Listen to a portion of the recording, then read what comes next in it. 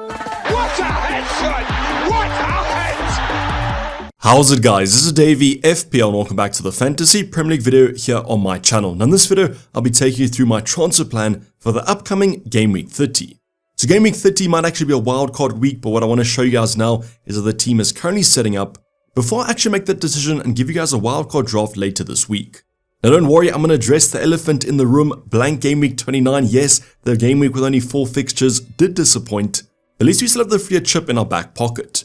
So I'll be going through a quick review of how blank Game Week 29 turned out, how the overall rank is looking, if we got a red or a green arrow, before jumping into all the Game Week 30 goodness. So if that's what you guys are interested in, sit back, relax, and let's get straight into it. So blank Game Week 29 was a pretty interesting game week, a game week that the majority of players ended up not returning, and you can see that by the overall game week average. So not very often that you guys do see a game week when most of the starting 11s don't end up with any attacking returns, and that was true for my case as I ended up on 22 points. Now to make matters worse, I also took a -4 hit, so therefore yes, I only ended up on 18 points, but I only dropped in rank by 300 places. So the grey arrow might have been achieved in Game Week 29 for myself, as I'm still sitting around the 63k mark. So the game week rank of 1.3 million was pretty average, so I guess saving the free hit if that decision was good or not will come down to the future game weeks, and I'll be waiting to see that double game week schedule that will hopefully be released in a few days time. Now for Game Week 30, I've got 1 free transfer and 11.7 left in the bank, so quite a big upgrade can be made if we want to go there.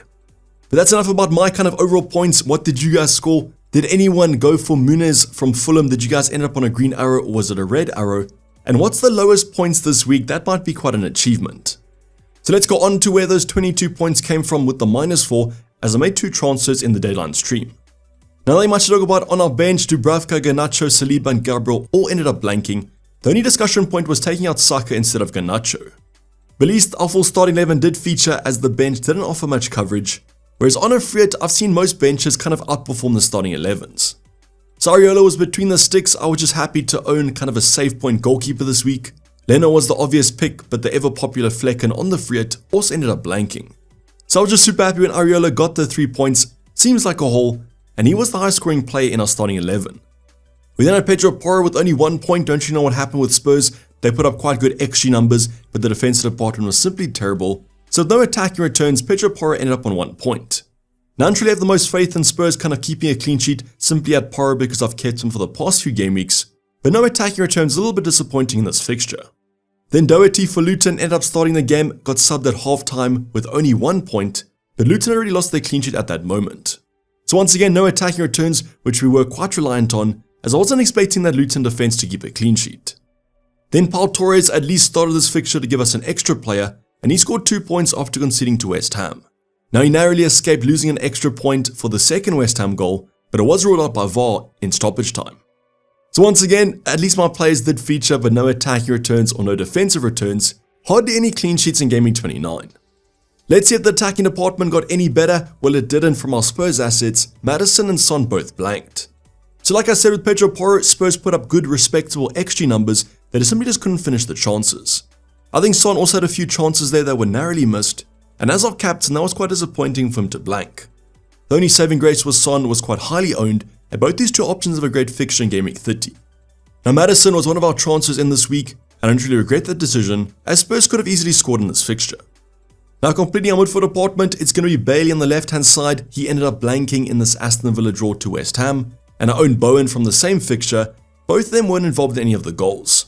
So Game Week 29 was literally the bad luck game week. I mean, for Bowen and Bailey not to be involved in any goals is simply outrageous, and that just shows this week was cursed. So no midfielder points. Let's see if the forwards got any more points. Spoiler alert, they didn't. Starting off with our transfer in Ivan Toney. So Toney was kind of the -4 player, or I guess you could say it was James Maddison. I was always going to take the hit though. Kind of the Burnley fixture for Toney was too hard to ignore, and once again he wasn't involved in any of the goals. Now this was a little bit unlucky. As you guys know, Reguilon got sent off in the first 10 or so minutes, so Brentford played the majority of the game with 10 men. Now Brentford did however have a few chances. They could have still scored with 10 men, but unfortunately Toney wasn't involved. We did have a little bit of luck there with that Reguilon red card though. It was a penalty plus a red card, and he ended up on -3 points for you free at templates. But still super disappointing. Could have taken the -4 away, kept Dom Solanke, and he has the better fixture in Game Week 30. Then Ollie Watkins, at least he started this game, there was some rumours of him potentially missing out. I was pretty confident though of him actually starting this fixture after the midweek injury, as it didn't seem too bad to be honest. Now of course with the 2 points, wasn't involved in anything in that Aston Villa draw to West Ham. Then our final option, Morris from Luton, over the past few game weeks really regret owning him. He's got me no returns and a lot of disappointment.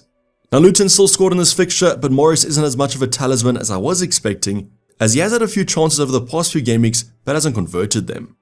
But that disappointment kind of rounds up a pretty average game week as mentioned on a grey arrow currently. I lost 300 places. I'm just hoping that the free hit bangs in the future game weeks. But comment down below, how did your game week go? Was it a red arrow? Was it a green arrow? And how's that overall rank looking going into the international break? Now the next talking point I want to go over just to showcase how my team is looking currently, the starting 11 and the bench, and my current transfer thoughts. As mentioned, I could still activate the wildcard. So what I want you guys to do is look at my team that I currently have on screen, go over the starting 11, then you guys can tell me do you think I should wildcard or not, as I was always planning to use it in Game Week 31. Now we still do have one free transfer and 11.7 in the bank, which I will use. As mentioned, if I don't wildcard this week, it will be next week. Now I'm going to start off on our bench with Areola against Newcastle away. I just expect Newcastle to score. It is an away game, and the West Ham defense can't be trusted. I then have Morris against Spurs. He's probably going to score this game week after me benching him, as I don't really favour that Luton attack. Then I'm benching the double up against Man City, Gabriel and Saliba. Gabriel put out yesterday from international duty, and therefore he might not even be fit for Game Week 30.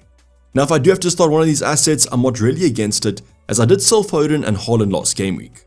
So in terms of my team, I'm really hoping that Arsenal do keep a clean sheet, and therefore I might actually play Gabriel Saliba in my starting 11. Now because I'm benching Areola, I've got Dubravka between the sticks. They have the same game or against each other. I just favour Newcastle with West Ham at home. Now I do own Jarrod Bowen at the current moment, so I'm kind of hoping that West Ham do score, but I think the Newcastle odds of a clean sheet are slightly higher than West Ham. Now back 3 will be Pedro Porro against Luton at home. That's a great fixture. He's facing Doherty with the same game, and that's who I might bench for Gabriel or Saliba, as he currently is injured. I just think he might get more of an attacking threat, maybe Gabriel or Saliba. I'm expecting Man City to score at home, so this might be a 50-50. Then I'm starting Pau Torres at home to Wolves, not really expecting a clean sheet, but the odds might be quite high. He has a better game than starting the double up with Arsenal. Now midfield department looks quite spicy. Don't own Saka or Foden who play each other. I've got Maddison and Son against Luton at home, with currently the armband on Heung-min Son. It's a great game on the cards here. I do expect Spurs to bounce back after a pretty disappointing loss to Fulham.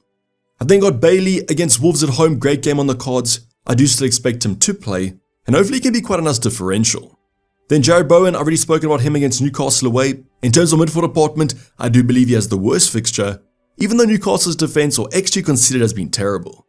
I just feel like he's been a little bit hit or miss. I think if you guys didn't get that kind of Hattie that he scored a few game weeks ago, being quite a disappointing pick. In the final play, Garnacho, a little bit worried there because apparently last week he only trained a few days with a hamstring injury, so I'm hoping he gets some rest over the international break. If he does play though, Brentford away against a defense that's pretty terrible, I'm going to need to back on this differential punt. Now forward department, no Erling Haaland, but I've got Tony against United and Watkins against Wolves. At least these are both 2 home games. Now as mentioned, I wish that I just kept Solanke against Everton at home because it's a much better game than Tony's, as United are coming off the back of winning against Liverpool. So confidence might be high, but I'm just hoping that Tony can put in a good performance. Let's see what they can do with 11 men. But as you guys can see, the starting 11 is quite differential. No Man City assets, no Arsenal assets. So fingers crossed that game ends with no goals. But I actually think the team looks pretty good for this game week. I think I can get away with postponing the wildcard by 1 week. But you guys let me know in the comments down below. But now let's go on to the transfer plan for the upcoming Game Week 30. As mentioned, if I don't wildcard this week, it will be next week. And therefore I'll use the 1 free transfer definitely. Now, big important announcement is that the double game weeks for 34 and 37 should be confirmed at least by the Game Week 30 deadline. I'm also expecting the announcement this week. So please don't make those transfers yet before we get the news, as it'll be quite integral to future planning. So once those fixtures are confirmed, I'll be doing my first wildcard draft and seeing if I actually activate the chip this game week. But at the current moment, as mentioned, I'm planning to postpone it to Game Week 31, and therefore I'm looking at a midfield a 1 week punt. Now I think that you guys would see that my kind of defensive department is probably the one to look at, and therefore I might make a transfer there, but I do prefer the upside of my midfielders. So the 2 players I'm currently looking at to bring in that I don't own, one is Cole Palmer and one is Salah. Now Palmer is Burnley at home, whereas Salah is Brighton at home, so both good games on the cards. Now I don't really think I'll be taking a -4 to adjust my midfield too much, especially for a wildcard in Game Week 31. So out of these two options, who do you guys prefer to bring in? I think in terms of kind of ceiling and if I want to captain Salah, I do prefer him at the moment slightly. But now the question, who to take out from a midfield department? I think at the current moment, as mentioned, Jarrod Bowen has the worst fixture. Now Newcastle away isn't that terrible, but I do kind of expect Garnacho and Bailey to do slightly better, and therefore he might be the man out for Salah. Now I could always go for Cole Palmer if I do favour him. Salah didn't have the best game against United, but overall the whole team didn't. So I can afford to do this move with one free transfer, and therefore this might be the move I do for Game Week 30. But let's just see how the international break kind of plays out, any injuries from that, but most importantly the fixture confirmations, as that might force me to activate the wildcard in Game Week 30 anyways. But comment down below, what's your transfer plan for the upcoming game week? Please don't actually confirm those moves, as a lot of news has still to come this week. But this is basically going to wrap up the video, guys. Hope you guys did enjoy it. Please don't forget to like it and subscribe if you have subscribed yet. Tons of content still to come over this international break, including a wildcard draft that I might actually go for. But for the time being, I'm signing off. It's been Dayvy FPL and I'm out. Cheers, bye.